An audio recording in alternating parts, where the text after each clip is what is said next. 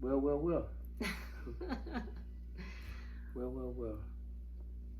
Well, welcome everyone back to our candid discussion. A father and a daughter trying to, share our experience with the rest of the world, because I think it's something that can and should be able to help a lot of people. That's our aim. That's our goal, and I pray that our experience, our openness, our transparency and our honesty will definitely help someone, get over a very, very difficult set of circumstances. So,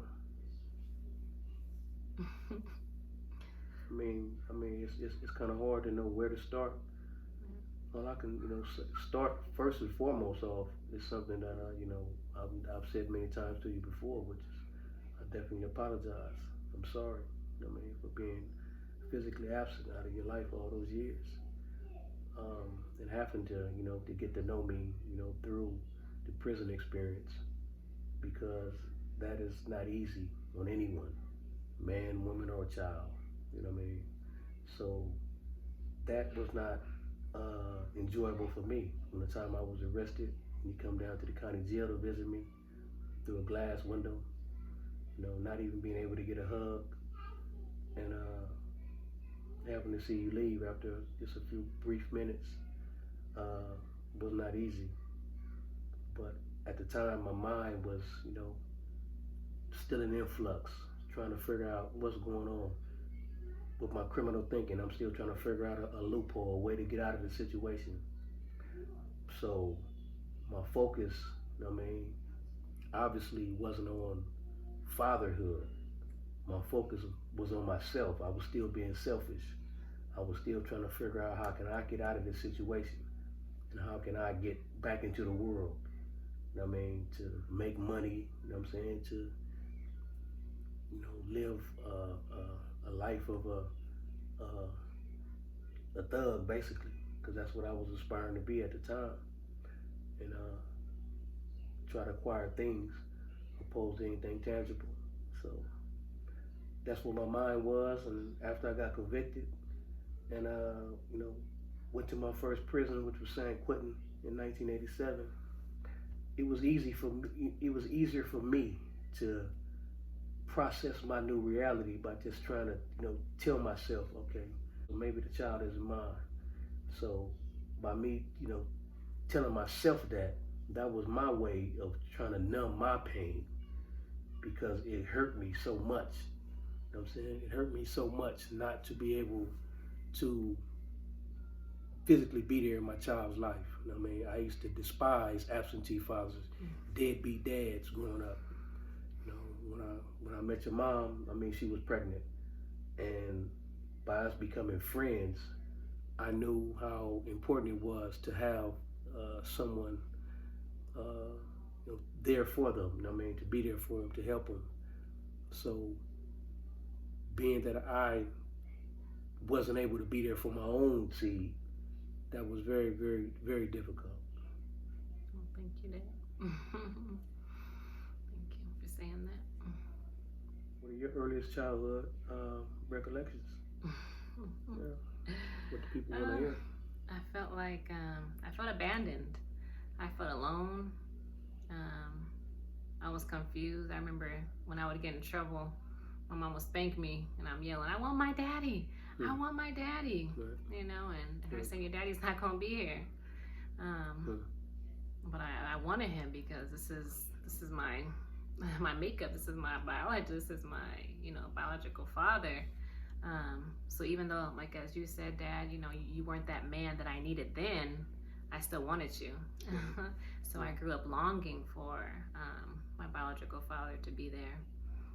I guess I remember when I would go visit you, I believe you had a girlfriend at the time, and I want to say maybe her and Granny and I and some other people went to visit you.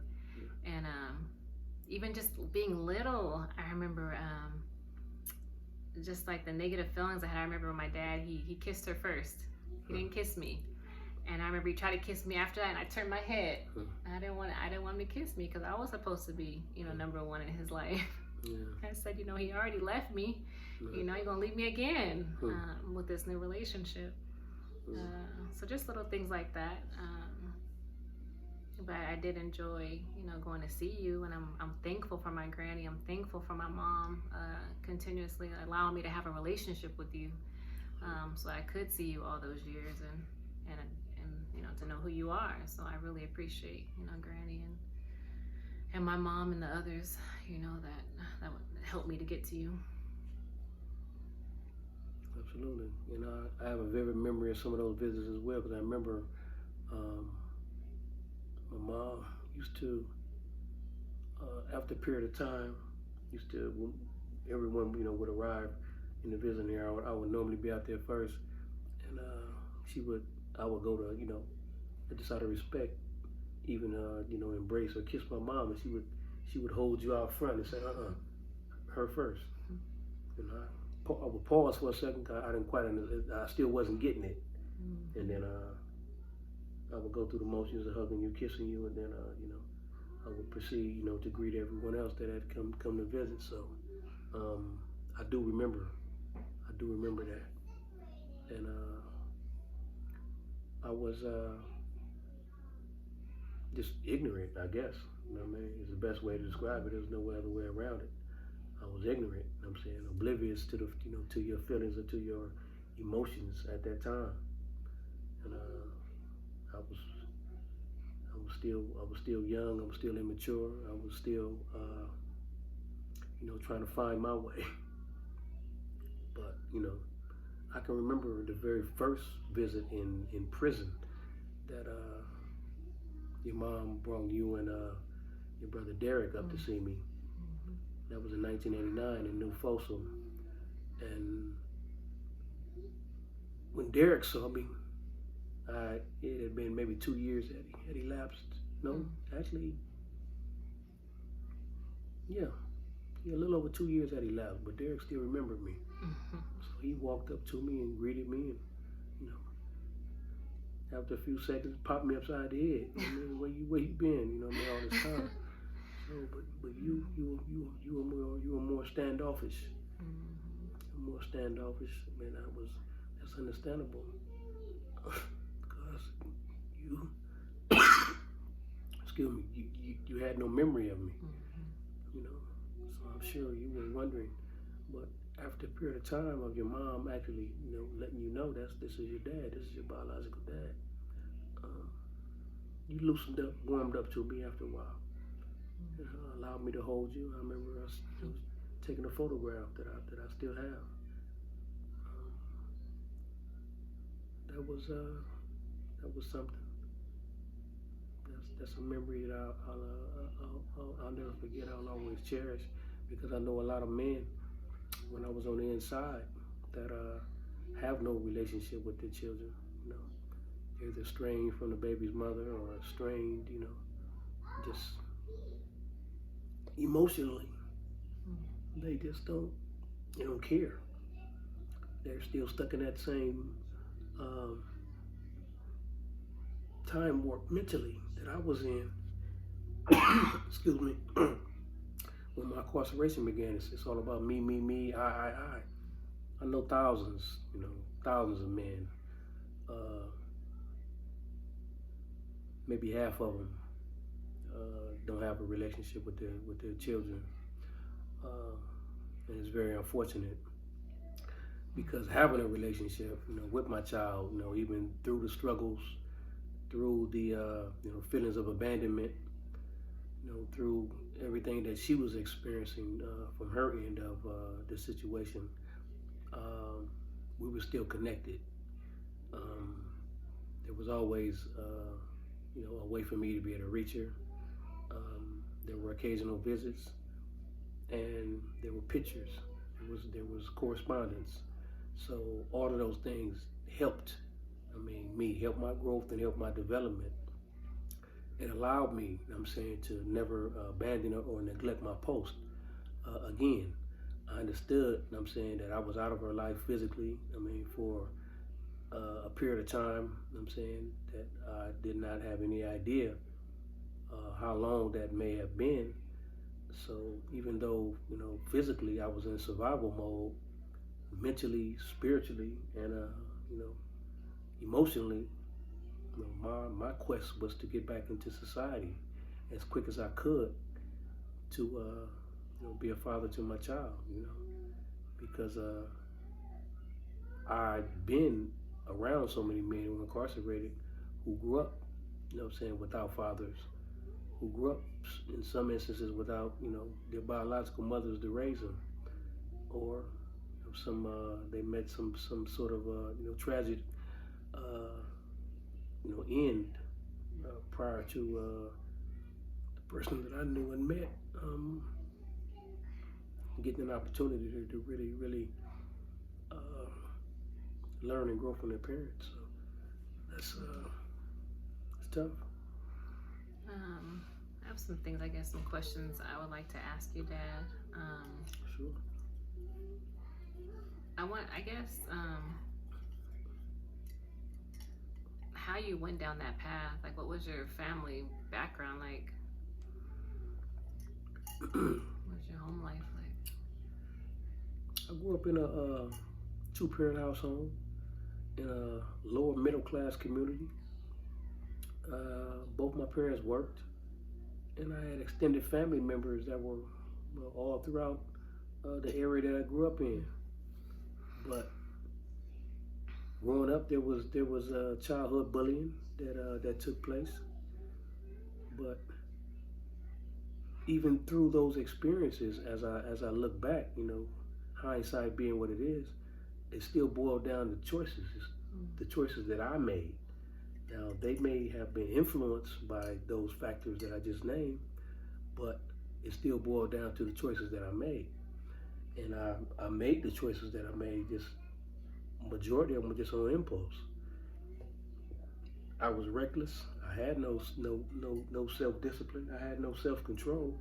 So whatever I could conceive in my mind, if I could justify it in my mind, rationalize it to myself, that was all the justification that I needed, because I really didn't have a lot of respect for authority figures. I had issues with my father growing up because he was such a disciplinarian. And I had brothers and people that I knew growing up who experienced incarceration. And when they returned home from those incarcerations, it seemed like they didn't have a problem going back.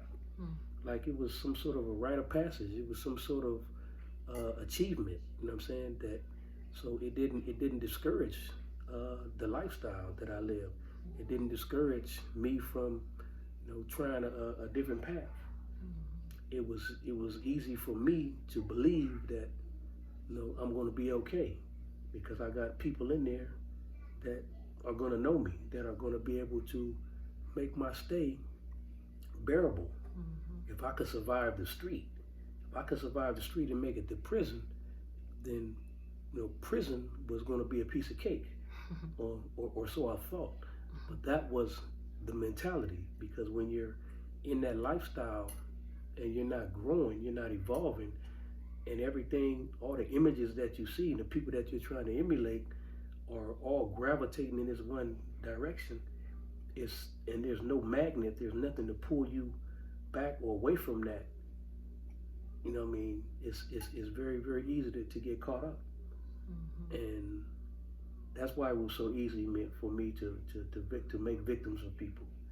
That's why it was so easy for me to rationalize my behavior and my lack of empathy. But God has a plan for us all. I don't believe that that was his plan for me from birth, because he always gives you a way of escape, to make the right choices. So if you make the right choices at the right time, God is going to bless you. If not, God is going to correct you. And that's what he did. That's what my incarceration was all about, correcting me. It was all about, reconciling me to him. And that's definitely what he was able to accomplish. You know. Do you think that had you not gone to prison, do you think you would still be alive today? No, I don't. I don't. There were a lot of people based on my lifestyle at the time that had it out for me. You know what I mean? They had it out for me because you know, the name, the reputation that I was gaining at the time, and my name was mixed up in everything, whether I actually had anything to do with it or not. You know what I mean? So too many people around me were were falling like flies. You know what I mean? They were dropping like flies all around me. People that I knew, bullets that were intended for me. But again, through the grace of God, you know, none of them hit me. None of them hit me. I was never physically harmed. You know what I'm saying, by a bullet that was intended for me, but it ended up going into someone else, and that person, you know what I'm saying, was able, you know, lost their lives prematurely. Yeah, there's no doubt in my mind that had I not gone to prison, that just based on my lifestyle and my belief system at the time, I wouldn't have changed. I would not have changed, and just based on the lifestyle, based on the things that I would willingly and, you know, subject myself to. I mean, that lifestyle is always ultimately going to lead, you know, to the graveyard. So, and it's a very good possibility that I may have continued to victimize people. So, again, I was halted in my tracks, you know, by a sovereign being that you know, put me in a place where I could you know, get myself together. It took a while, you know. It took a while, a long while. You know what I mean? A long while. You know what I mean? But, you know, again, through the grace of God, through some good people around me, you know what I mean, I was able to, you know, overcome a lot, you know what I mean, to be in the position that I'm in today. How much do you think how different your life would have been had I been home? That's a good question. From preschool through elementary school, through junior high school, through high school. You know. Well, I feel like for me, it might have done more harm than good because you weren't in a position to be around to even have children. If you were out there running the streets, you know, what good would that have been to me? At least, you know, you were sat down in a jail and I can go see you. But imagine that you were out. If I had to imagine that, I felt like your priority still would have been out in the streets doing what you were doing. Like you said, you were young, you know, mentally, you know, physically, of course. So I feel like, yeah, it probably would have done more harm than good. Well, I mean, at the time, that's how I generated my income. I didn't have a higher education. I barely had a high school education. You know what I'm saying? It wasn't for the fact, you know, that your mother did my algebra homework, I probably wouldn't even have that. You know, because I still struggle with algebra. But on a more serious note, your education was never really big on my you know, agenda or my to-do list. I actually enjoyed going to school, but I didn't enjoy sitting in class. So yeah, I used to get off the bus and walk to the locker area rather, put my books in there in the locker while other students were taking their books out of the locker. I put mine in the locker and walk right off campus and be gone all day. You know what I mean? To the mall, somewhere shooting dice, or, you know, doing something that I wasn't supposed to be doing. So I definitely understand where you would forge that belief, even though you didn't know these details. But what attracted you to that lifestyle? What attracted you? Because I mean, you could have socialized at school, but you decided to leave. You know. I did, but I was a rebel. I became a rebel because I just like being defiant. I like being hard-headed, and as a result of being hard-headed, as a result of being, you know, defiant, as a result of being, you know, a rebel, you know, I found out, I mean, that life, you know what I'm saying, will give you what you think you want if you continue down a certain path. And I remember walking across a high school campus one day, and a campus that I wasn't even supposed to be on because I had been banned from the campus. And I remember a PE teacher who knew the situation, who knew I wasn't supposed to be on school ground, stopped his PE class and told his whole student body that, listen, he said, see that guy right there? He said it loud enough for me to hear it. He said, that guy's going to go to prison one day, and he's going to be in there for a long time. I just looked at him, turned my head and kept on walking. With a little smile, a little smirk on my face. Like, to me, it was nothing. I'm saying I had no idea how to correct myself. I didn't have a guidance counselor. I had a father, I had a mother, I'm saying, but they were from another generation. They were from other states, and I didn't feel they were able to address what was going on with me internally. Even though I spoke to psychologists, I spoke to various people who tried to help, no one was able to get through to me. And there are things that I still struggle with today, that childhood traumas I'm referring to, with the bullying, with just being subjected to a lot of violence, in the community, images that still are hard to process even after all these years. But it just made it easier for me to rationalize my behavior. And by me rationalizing it in the way that I did, I became numb. I became desensitized to a lot of things. So that was like a perfect formula mix of things going on within me that made me a prime candidate to go to prison and to do a long prison stint. Because once I got to prison, I didn't stop being defiant. I didn't stop being a rebel. I didn't stop, being a recluse. I just continued on with that same pattern of behavior and conduct because I didn't care. I didn't give a F. That was my mentality.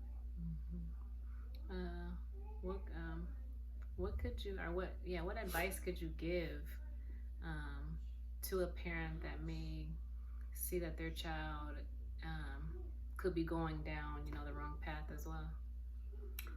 Well, parent, if you're able to recognize that your child is becoming someone other than who you raised, then there's a very good possibility that your child is experiencing something that is changing him in a way that you did not want for your child. Whatever you do, keep the line of communication open with your child. Make sure that your child knows that you are accessible day or night, to come to them with their problems, with their issues, with their thoughts, and then, tell them the truth. Tell them the truth. Depending on the age, you may have to, make it, what's the word?